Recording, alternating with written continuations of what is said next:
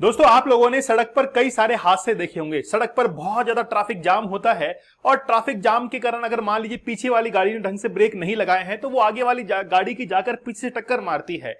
कई बार आमने सामने की टक्कर होती है, लेकिन ऐसी सड़क दुर्घटनाएं जो है वो हम लोग आए दिन सड़कों पर देखते हैं।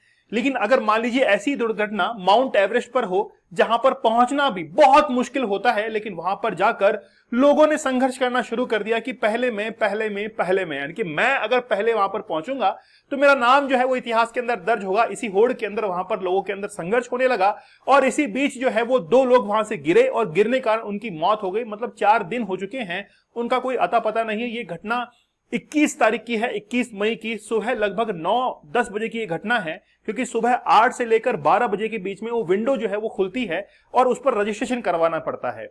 मैं पूरा मामला आप लोगों को बिल्कुल विस्तार से बताता हूं, लेकिन आप लोग जहां पर इन लोगों को देख रहे हैं, ये माउंट एवरेस्ट की वो चोटी है जहां जिसको फतेह करने के लिए लोग होड़ में लगे रहते हैं। जैसे आप लोगों ने सुना होगा कि एक हिलेरी नामक एक व्यक्ति थे जिन्होंने माउंट एवरेस्ट को फतेह किया था, इसीलिए वहां पर नाम जो है एक छोटी सी चट्टान का नाम हिलेरी भी रखा गया है, जिसका आगे हम लोग जिक्र करने वाले हैं। शेरपा जो लोग होते हैं नेपाल से, बहुत सारे शेरपा होते हैं जो कि एज ए गाइडेंस के तौर पर काम करते हैं, जिनको भी पर्वत फतेह करना है उनको वहां तक पहुंचाते हैं, तो वो भी इस दौड़ के अंदर शामिल होते हैं, उन लोगों को वहां तक पहुंचाते हैं। तो आप लोग देख सकते हैं कि किस तरीके से एक लंबी कतार जो है वो पहुंचने वालों की लगी हुई है, बहुत लंबी कतार यहां पर लगी हुई है। अगर हम लोग देखें कि कुल यात्रियों की संख्या इसके अंदर कितनी थी, तो 419 यात्री जो है वो माउंट एवरेस्ट को फतेह करने के लिए निकले थे, जिसमें 343 तो मेल कैंडिडेट थे, मतलब पुरुष थे, और बाकी 76 जो है वो महिलाएं थी, मतलब महिलाएं जो है वो भी फतेह करने के लिए निकली हुई। लेकिन यहां पर आप एक ट्रैफिक जाम जो है वो देख सकते हैं कि कितना लंबा यहां पर लाइन जो है वो लगी हुई है। लेकिन आखिरकार ये लोग जो है वो लाइन लगाकर खड़े क्यों हैं? वो बेसिकली लाइन लगाकर इसलिए खड़े हैं क्योंकि माउंट एवरेस्ट पर जो भी पहले पहुंचेगा उसका तो नाम इतिहास में दर्ज होगा। जैसे आप लोगों ने 3 इडियट्स फिल्म देखा होगा, तो 3 इडियट्स फिल्म के अंदर क्या होता है कि लोग जो है वो फर्स्ट रैंकर को जानते हैं, लेकिन जो दूसरे नंबर पर पहुंचा है उसको कोई भी जानने वाला नहीं होता। जैसे चांद के ऊपर जो पहले पहुंचा था नाम उसका याद है, लेकिन दूसरे नंबर पर कौन पहुंचा था इसका नाम याद नहीं है। यहां पर आप लोग जो राउंड के अंदर देख रहे हैं ये बेसिकली इसका साउथ समिट है, या फिर हम लोग कह सकते हैं कि हिलेरी टॉप है। इसी हिलेरी जो टॉप है यहां पर 2 यात्री जो है वो फिसल कर गिर जाते हैं, क्योंकि यहां पर 200 यात्री एक साथ खड़े हैं। 200 जो लोग हैं वो एक साथ एक ही ग्लेशियर पर आकर खड़े होते हैं, जिसके कारण वजन ज्यादा होता है, तो ड्यू टू ग्रेविटेशनल फोर्स, गुरुत्वाकर्षण बल के कारण 2 लोग फिसलकर यहां पर गिर जाते हैं।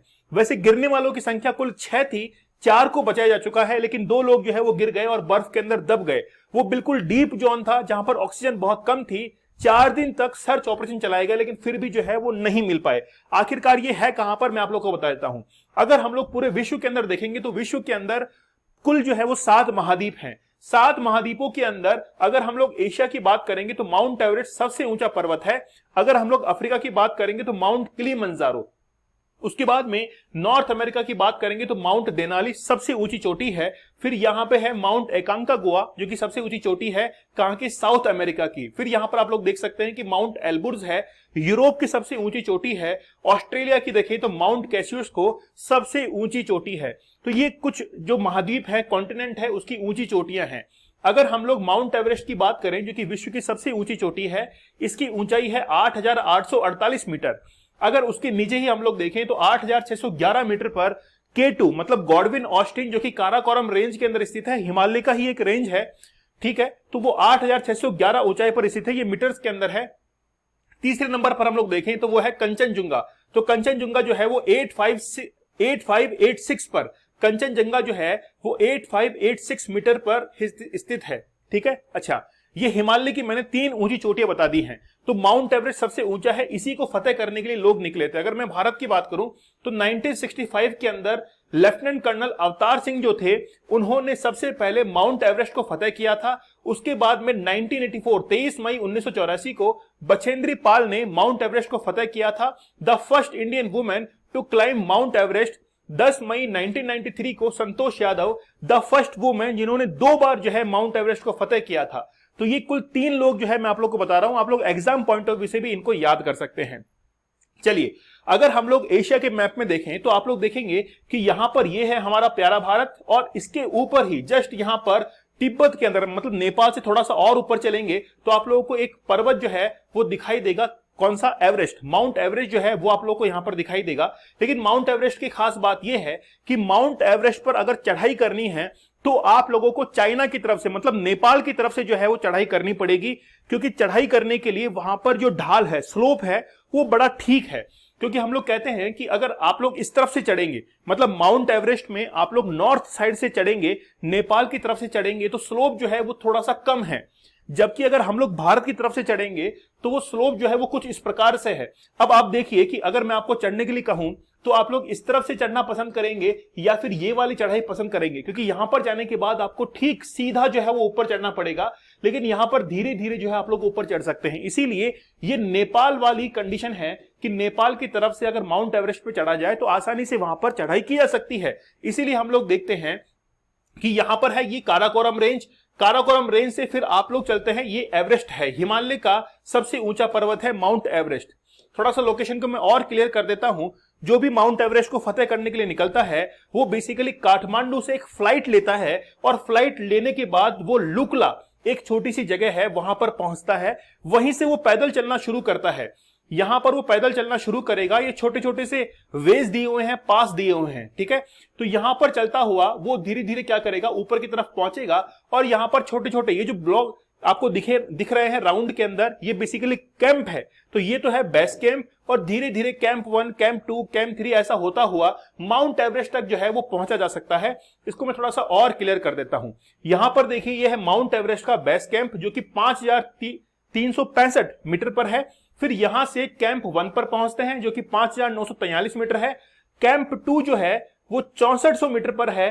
कैंप 3 जो है वो 7162 मीटर पर है। उसके बाद में कैंप 4 जो है वो 8000 मीटर पर है, और ये फिर माउंट एवरेस्ट आता है 8848 मीटर पर। ये जो घटना मैं आप लोग को बता रहा हूं ये बेसिकली यहां पर घटित हुई है। मतलब वो 8000 की रेंज से ऊपर थे और 8761 मीटर पर वो पहुंच चुके थे। महज और महज कुछ दूरी ही वहां पर बची थी माउंट एवरेस्ट पर पहुंचने के लिए। लेकिन होता क्या है कि जिस दिन आपको माउंट एवरेस्ट के बिल्कुल पीक पर पहुंचना है तो उसका रजिस्ट्रेशन करवाना पड़ता है, जिससे ये इतिहास में दर्ज हो जाता है कि आप पहले व्यक्ति थे या दूसरे व्यक्ति थे, जो भी आप वहां पर नाम दर्ज करवाना चाहते हैं। लेकिन एग्जैक्ट में क्या हुआ कि वहां पर 200 लोग एक साथ पहुंच गए। रजिस्ट्रेशन की जो डेट थी वो थी 21 मई, सुबह 8 बजे से लेकर 12 बजे के बीच में वो विंडो खुलती है। अच्छा, वहां पर जैसे विंडो खुलती है तो सभी लोग कतार बनाकर खड़े रहते हैं। अब कतार बनी कैसे? जो पहले पहुंचेगा वो पहले खड़ा हो जाएगा, उसके बाद में धीरे धीरे वो कतार बनती चली जाती है। जैसे हम लोग मंदिर के अंदर दर्शन करते हैं, ठीक वैसे ही। अब एक्चुअली में क्या है कि जो सबसे पहले खड़ा व्यक्ति है वो यहां पर विंडो के ऊपर रजिस्ट्रेशन करवाना शुरू करता है। वहां पर आर्मी के जो लोग हैं वो बैठे रहते हैं। बैठे रहने मतलब वहां पर एक रजिस्ट्रेशन प्रोसेस होता है, छोटा सा रजिस्ट्रेशन प्रोसेस होता है जिसमें नाम दर्ज हो जाता है, और एग्जैक्ट में वही व्यक्ति जो है वो सबसे आगे भी रहता है। यहां पर भीड़ ज्यादा थी, और भीड़ ज्यादा होने के कारण एक छोटा सा वहां पर नैरो पास है। नैरो पास का नाम है हिलेरी स्टेप।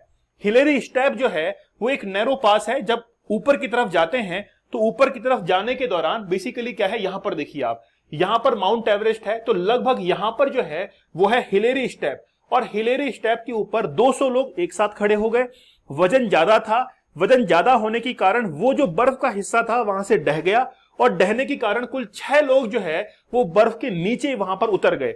उतरने के कारण अब वो बर्फ में काफी धंस गए। लेकिन 4 लोग जो थे उनके पास में रस्सी की पकड़ थी, इसलिए वापस से वो ऊपर की तरफ चढ़ गए।